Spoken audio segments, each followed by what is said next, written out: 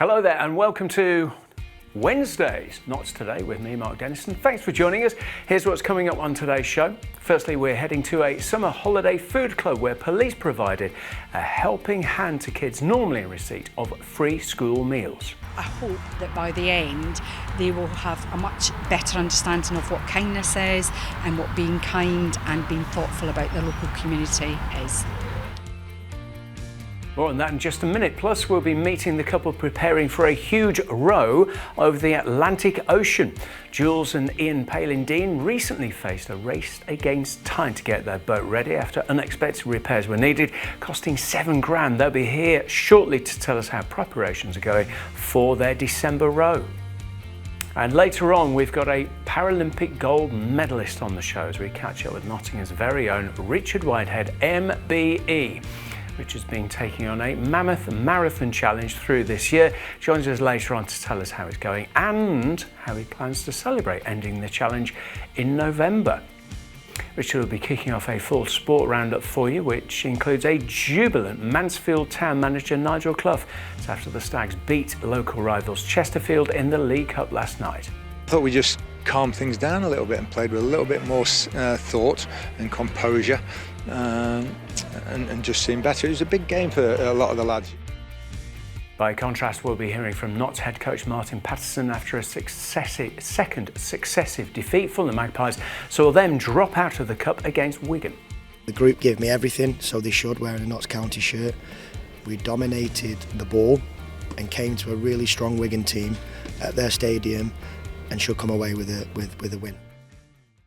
So all of that and plenty more coming up for you. But firstly, Nottinghamshire Police have been helping to keep kids busy over the summer holiday under their mini police programme, which looks to foster positive relationships between the force and school kids. But this time around, it's been rolled out to a younger demographic and it's supporting children normally in receipt of free school meals, thanks to the effort of local charity, the Renewal Trust. Jack Sims joined them earlier on.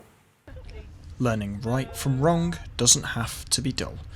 That's all thanks to the Renewal Trust, who have teamed up with various organisations as a part of its Feel Good Holiday Club to deliver some summer fun and fresh food to children on free school meals.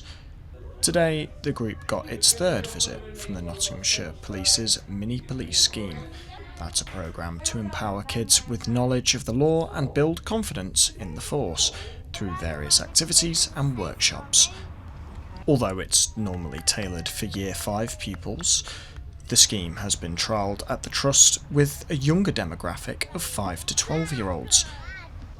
Led by the Force's Prevention Hub lead Barbara Strang, she says the programme has been better adapted to help younger audiences get the most out of the sessions. The mini police programme runs in Nottinghamshire.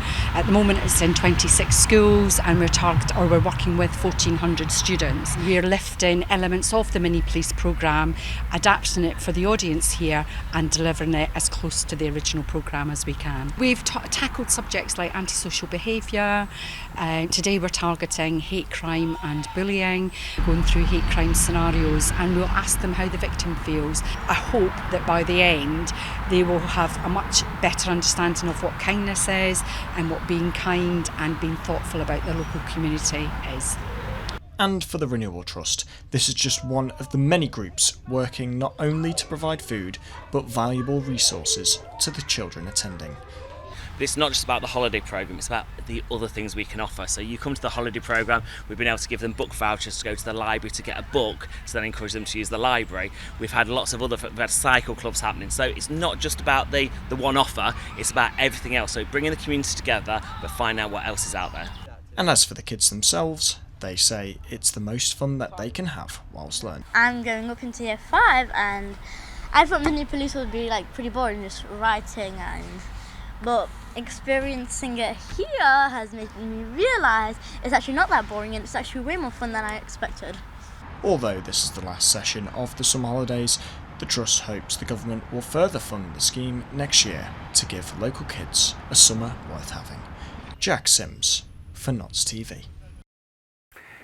Now it's time for our first great chat of the show, and this one is going to row your socks off. It's because we're about to meet the husband and wife team who are taking on a 3,000-mile rowing challenge in December, battling waves of up to 30 feet high, travelling across the Atlantic Ocean. Ian and Jules Palin-Dean from Ratcliffe-on-Soar have been repairing their boat Polly in time for the challenge, and recently held a public appeal for that work, costing about £7,000. They join us now to let us know how they are getting on. Thanks for coming in. Thanks for having us. Just reading that, it's exhausting. Why are you doing it? It's a personal challenge, but also raising money for three charities that are really important to us. Okay. You do have some track history with the track history. I'm not sure if that's the right phrasing, but it is a heck of a thing to undertake. It must involve an awful lot of training as well. How's that going? Yeah, there's a lot of training. There's the physical side of things. So Yes. preparing your body to be injury proof and to take all the miles. So it's basically like doing 2 hours on, 2 hours off all the way through the day and night. So you think about 12 hours of rowing, you could fit 6 half marathons in a day. Each. I'm even more exhausted now just thinking about it. And then there's the planning of it all. Yes. That is just huge. And just the logistics of it, training rows, just so much going on, isn't there, all the time? And then we've got the psychological parts of it, just trying to get our heads around what to expect, the lack of social media, so therefore lack of contact with people other than the two of us, and a very limited number of other contacts while we're actually out on the ocean is going to be both a positive and a negative. Yeah. We'll stay with the physical side of things for now. How do you train for something like this? Presumably you've actually got to go and row. It's not quite the same as rowing in a gym, is it? You've got to get out there on the water. Yeah, last week we were out in Poole Harbour for 6 days to get out to see a bit. But the challenge is the wind around the UK and the tides. So once you're out on the Atlantic, it's fine. You just go and you're not going to hit anything. But training around the UK is typically very challenging. Yes. So keep Polly safe. Yeah, I mean, we got hit by a trawler in a harbour last year, and we weren't even moving. We were moored up having dinner. How does that work? Is that an insurance claim as Yeah. well? Yeah, it will be, yeah. Yeah. And what about on the sort of psychological side of things? I mean, it's a heck of it, and I know that the joke's been done about, is it a row or a row over the Atlantic? But, I mean, to be cooped up together, I know you're married and you clearly get on, but that's enough to test anyone, surely. It is, and a lot of people have said to us, what on earth are you doing? And we're being researched by the University of Zurich as a romantic couple doing an extreme confined, prolonged event. Oh, is this an actual study? Yeah, Yeah. actual study. Oh, wow, okay.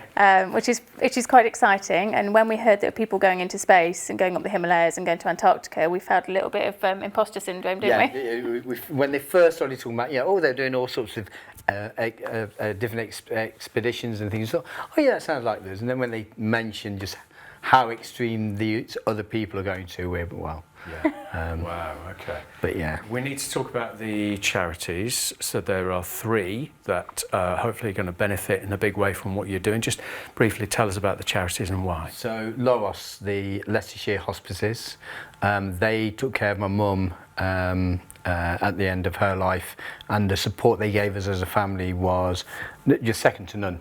They research and they study, and they're actually benchmark worldwide for palliative care. Yeah. So that's a really important one, and a very close friend was in their care just not that long ago, really.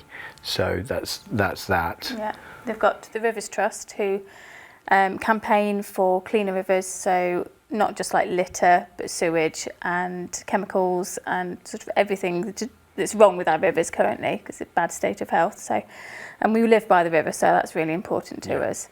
And then my name's Doddy, MMD.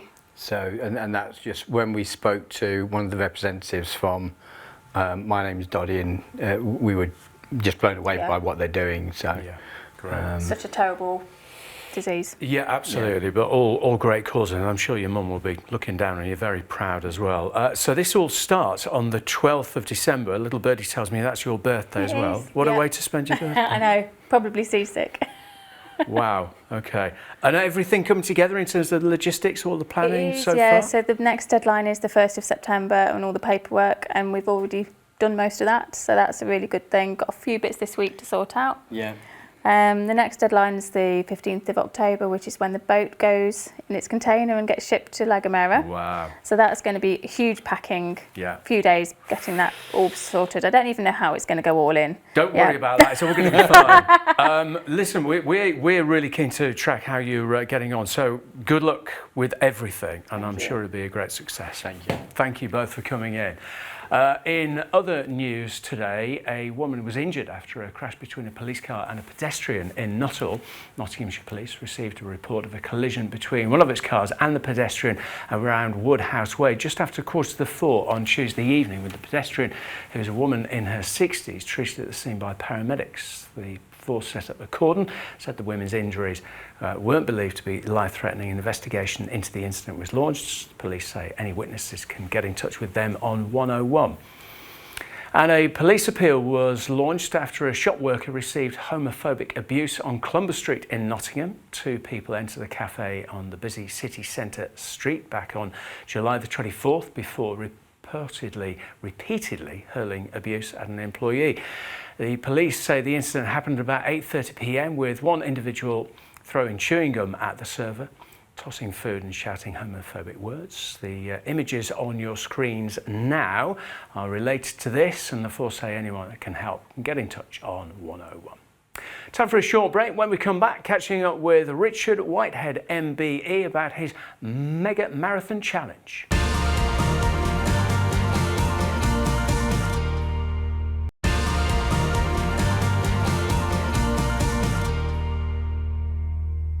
Hello and welcome back to Wednesday's show with me, Mark Dennison. Thanks for joining us. Here's what's happening in Notts today. Firstly, work to transform the Grade 2 listed former tax offices into a new University of Nottingham campus are well underway. The former HMRC offices once housed about 1,800 tax office staff, but the buildings were put up for sale after HMRC moved to the new Unity Square offices in 2021. The University of Nottingham bought the series of buildings with permission granted to begin transforming the site into the new Castle Meadow campus and the new central building opening this summer. Next, a Notts council leader has voiced concerns about social housing rents going up as a result of plans to reorganise the county's local government structure. Milan Radulovic, who leads Broxtowe Borough Council, fears tenants could pay as much as £60 more a week as part of local government reorganisation plans because Broxtowe has among the lowest rent rates in Notts. The reforms are ongoing and both options on the table would see the borough merging with Nottingham and either Gedling or Rushcliffe to form a large unitary council. It's now time for our second great chat, and who better to talk to than a Paralympic gold medalist? That's because we're about to catch up with Nottingham's own Richard Whitehead MBE, who's been taking on a mammoth marathon challenge where he's running 26.2 miles 20 times this year. He's more than halfway through now, and he's also got planned a special event in Nottingham this coming November to mark the end of the challenge. Richard joins us now to update us on how it's all going. Here he is, the champ. How are you? How's it going, mate? As always, thanks for the great intro. Lots of M's there. Mammoth marathon. Yeah. Well done. You're welcome. It's all part of the pleasure of having you on. By the way, quick question. Is it too hot to run on a day like today? What do you think?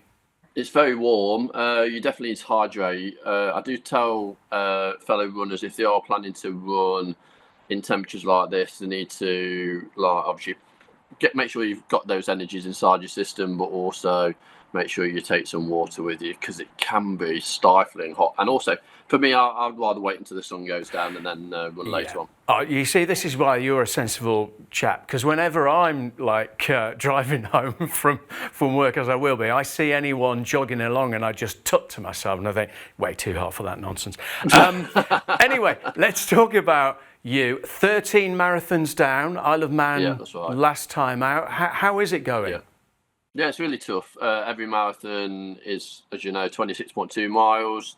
That doesn't change, and how difficult it is, it's really challenging as well. Obviously, some of those barriers and obstacles that you have to overcome are slightly different with obviously climate, time zone, travel, etc. But when I get to that marathon day, I just try to deliver the best form of myself. And this year isn't just about just getting to that start line and just kind of plodding along to the finish. It's about turning up, hopefully leaving that sustained impact on the event and the races, and also just showcasing that anything's possible. And yes, I am 13 marathons down. I've still got 7 more to go, but I think every one of the marathons I've done this year has been a real challenge, but also a great point of reference for me to showcase that somebody from Nottingham like myself can do these amazing things, but also the world still needs to change with some of the challenges that they have with inclusion.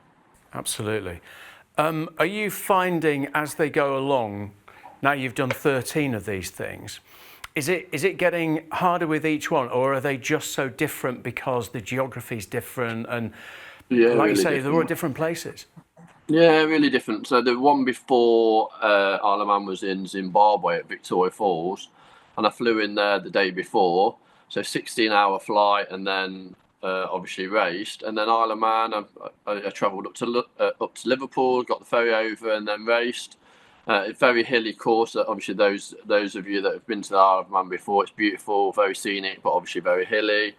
My next one's in Reykjavik in Iceland, again hilly, but yeah, marathon runners aren't soft. they're quite tough characters, and I've definitely had to change my real stance on what I'm doing with the marathons because of obviously the terrain. Like you said, there's lots of different challenges, but also being able to talk openly about, obviously you can see that I've got a disability and that some people have disabilities that you can't see and some of the challenges that they have. And I think that's really important, that I can not only represent people that look like me, but also the whole disability community. Indeed. Well, look, I know you've got a couple of things where people can come along and join, sure. Not least Run with Rich, which is a home Pierpont. I know you're doing Robin Hood half as well, literally the next day. Tell us what's happening with Run with Rich. What's the idea? So we normally have the Run with Rich in June. It's now September. It's now the Robin Hood Marathon weekend where we're doing Run with Rich, which is a 1 mile sensory run or 5k family or everybody takes part, jog, run or walk, and that gives people an opportunity just to participate on their own terms and experience running maybe for the first time or actually doing it as a family. And then we've got the opportunity for individuals to run as part of the Richard White Foundation at the half marathon with thousands and thousands of other people. And maybe that might be a transition where you actually come one year to Run with Rich on the Saturday, experience a 5k, and that builds that self-esteem, and then builds your fitness. And then the next year you're able to run an event such as a half marathon. I'm really passionate about obviously Nottingham as a community. That's why my kind of pinnacle event is in Nottingham.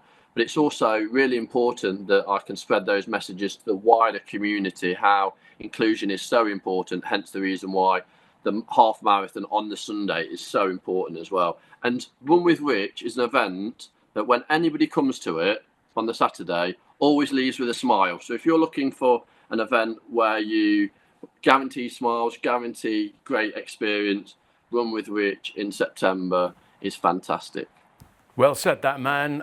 Get involved, everyone. Thanks for coming on, Rich. Sure. Hope it goes well, and good luck with the event in November as well, which we'll have to talk about. And thanks for your support as always. All right, no problem at all. Time for some more sport now, and we will start with Mansfield Town after they saw off East Midlands rivals Chesterfield last night to progress into the second round of the Carabao Cup. Rhys Oates opened the scoring early for Mansfield before Will Evans made it 2 in the second half, with the Spyrites unable to respond.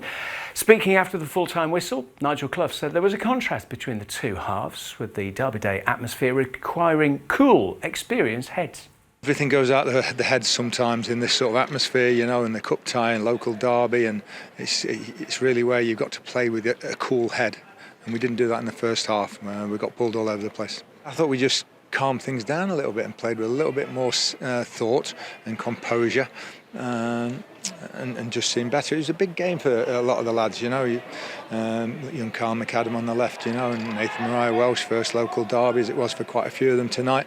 A big game, and I thought then the experienced heads then stand out, like Jordan, like Will Evans, who was excellent. I thought Bailey was. I thought Fraser Blake Tracy, Macca was when he came in. It's a night for experience. However, for Notts County, there will be no League Cup run this year after they exited in the first round following defeat to Wigan. Paul Mullin scored the only goal for the Latics from the spot 10 minutes into the game, inflicting a second successive defeat on Martin Patterson's Magpies.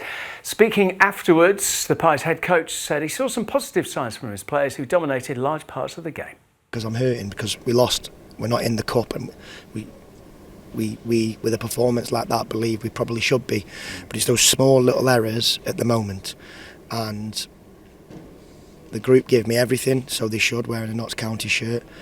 We dominated the ball and came to a really strong Wigan team at their stadium and should come away with a win, but we didn't, and that's what really hurts, and we can't hide from the truth of it. But also we've got to be fair and give my players the positives. There was a reaction, and if I am going to lose, which kills me, it looks a little like that, where I'm just questioning that final moment. Now, elsewhere on Notts TV, we recently put out the latest edition of the Notts TV debate, and it's little old me in the hot seat this month to guide you through the big stories. You can watch the full show on demand now on our YouTube channel at various points here in the telly as well. It's some of the discussion on how important it is to give back to society through volunteering. There is a danger, isn't there, if you're a volunteer, you do end up feeling a bit taken for granted. Yeah, you can do. I mean, we've got good 2 teams at the moment, but yeah, I mean, we've had lots of volunteers who are kind of like struggle to volunteer with us because of the homeless and the situation within Nottingham City Centre. And I think with my volunteers, a lot of them want to do a lot more, but then we have to pull that back to say, hang on a minute, this is great what you're doing, but we don't want to abuse that. And I think a lot of people do that. And if they've got enthusiastic volunteers, they then want to then put more on them. So I think it's a lot of pressure, whereas my guys come a couple of hours a week and we do a lot of things, but we share the volunteering so everybody's got that, you know, sort of sense of non-overwhelming things, you know. It's really, really good with that. It's very difficult, isn't it? I know people that volunteer and they do, like you say, a few hours a week, but then they might be asked to do a bit more. That's enough of him. Back to me. Catch up with the whole show on demand on our YouTube channel now. Picture of the day time, and this lovely shot taken by Lauren Robinson. Nice. You can send us yours as well. We might just show yours in the telly. Tag us, Notts_TV, that's on Instagram. And as for the weather forecast, what do we say? Scorchio, temperatures nudging, probably in excess of 30 degrees in the city centre this afternoon. Not getting much cooler this evening either. Tomorrow's high is about 26 degrees, lots more sunshine to come. Humidity still quite high, look at that, 42%. Looking ahead to Friday, temperatures going up again, highs of 28 and lows of 15. Sunset around about 8:30. Nights are drawing in. Thanks to all of our great guests as ever. Thank you for watching. Emma's here to do it all over again from 5:30 tomorrow. Meantime, from everyone here, goodbye.